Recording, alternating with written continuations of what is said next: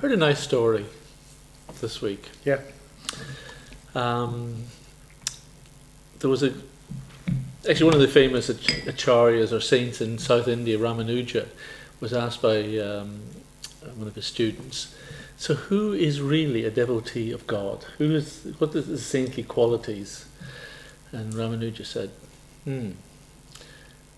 think of salt. When you mix salt in with the vegetables in a meal, the salt sacrifices itself for the pleasure and the enjoyment of all the others. That's a saintly person. Someone who actually will give of themselves to create enjoyment and pleasure. And of course, and that will always mean in the spiritual sense upliftment. But the idea that there is in some way a way to serve God by committing harm to anyone is the total opposite. And it's amazing that we've actually got a world in which people can believe that to actually hurt others is a way of serving God. And also equally amazing, I read something the other day that said words to the effect that if you were unfamiliar, if we, the royal we, were unfamiliar with our civilization, or if we were a being from another planet and we came down to this earth, how ways would we be to see the killing and inflicting pain on other humans as entertainment, whether through television, film, or what have you. And when I read that, I thought, wow, that is really profound, because you can almost, I can hardly think of any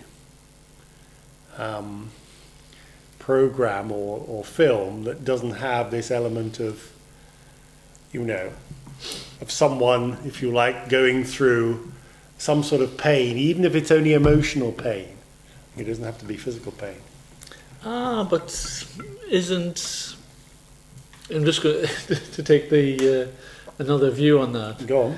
I think it's one thing to portray and enjoy seeing suffering in others. That certainly would be barbaric. But it's actually an important form of art to be able to explore the pain that individuals may go through in dealing with various things, because in watching that or in appreciating it, we actually understand how to deal with our own angst and troubles. But do we? Is it? I wonder. I think that's the art form. Now, if that doesn't actually lead to a transcendental experience or a way in which you can actually properly overcome suffering, then I think it probably does fail, and therefore you could say, what is the legitimacy in that case? But so you're saying it would have entertainment value then to see someone? Well, I don't think it's entertainment. I don't know if because that for me was the key word. The key word here was entertainment. Yeah. Not, we all have a choice. We can do it, but it's like to be entertained by like a shoot 'em up, action thriller thing where actually the blood. The more blood and guts, the better. But it doesn't even have to be blood and guts. It's huge. It's very strange that we revel in that sort of thing. And more to the point, what attracts us to it? What makes it entertaining? Well, is it because it's our own we're seeing our own pain? Is that it? No, in that case, it's almost our feeding our lust to lord it over others. It's like a superiority complex. And to see them, to be able to control, to be able to dominate, to be able to do down others. We can't do it for real without getting into trouble usually. So we do it in Mm. the fantasy of film Yeah. or whatever. And how does that fit in with your saint? Not very well. No. No, yes, it's.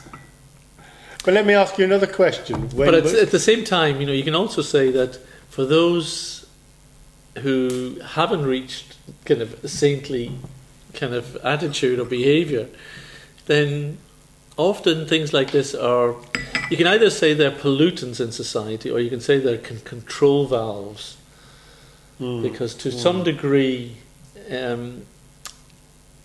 getting involved in some kind of fantasy situation is at least releases things which, if they were pent up, could, you know, people could act out their fantasies for real. Yeah. And we've seen, you know, horrific examples in recent years, even in Britain, you know, gunmen going on the rampage. Yeah. Now, is that fed by those things, or would there be more kind of people just going completely psychotic, you know, from low-level stress? I mean, so I think a psychopath, and I don't think they're either influenced or for or against. I think they'll just it's time bomb it's waiting to go off. But there are probably others who, you know, it may be better, rather than having such a kind of culture of violence as we might have seen in, say, medieval society, where just violence was a daily activity, you know. And at least it seemed to be a step above that. We're still not very humane as humans. No, quite. A long way to go. But it's a question of whether things such as art, entertainment, sport, are these things, can we use them as stepping stones in our progress? They may harken back to our sort of violent mentality. Do they hold us back? Do they send us in the wrong direction? Or are they control valves that allow us to gradually make progress? I suppose, isn't it, would you say, one of those areas of life where, and I'm judging this in a sense, but where we're all at sort of different levels, if you like, of evolution, or whatever the word might be, we're all at different levels of awareness or acceptance of violence or non-violence, if you like. I mean, maybe who would you put at the top of the tree? Someone like Mahatma Gandhi, maybe, or Mother Teresa, I don't know. But, you know, and then we're all sort of, we all, again, a bit of a judgment, but, you know, that everyone sort of fits into the league table below. Is that how would you see it that way? How would you see it? That's a kind of truism. It's a truism, yes. But it is a judgment as well. Well, no, we're all part of a gradation. You know, I think that's no. It starts to be a judgment when you say where we are or where. Well, others we're only are. part of a gradation if we think we are. That's the thing, isn't it? That's where the judgment comes in. I suppose it Because does, you yeah. could say that we're all the same. all the same.